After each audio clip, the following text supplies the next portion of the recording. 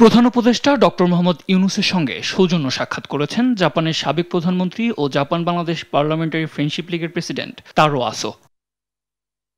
সাক্ষাতে যে কোনো ধরনের পরিস্থিতিতে ডিসেম্বর এবং জুনের মধ্যে নির্বাচনের প্রতিশ্রুতি পূর্ণ ব্যক্ত করেন প্রধান উপদেষ্টা। এছাড়া সংস্কার, খুনিদের বিচার এবং সাধারণ নির্বাচন এই তিনটি গুরুত্বপূর্ণ ক্ষেত্রকে অগ্রাধিকার দিয়ে অন্তর্বর্তী সরকার কাজ করছে বলেও জানান তিনি।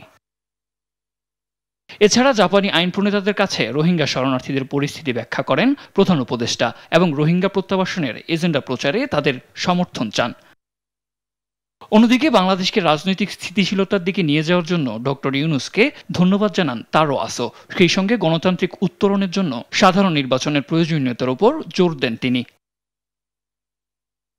এছাড়া তারো আসোকে বাংলাদেশ সফরের আমন্ত্রণ জানান প্রধান উপদেষ্টা।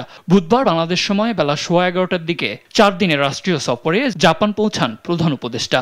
এই সফরে টোকিওতে অনুষ্ঠিত নিক্কেই ফোরামের ফিউচার অব এশিয়া সম্মেলনে অংশ নেবেন তিনি। সাদ আহমেদ, দেশ টিভি, ঢাকা।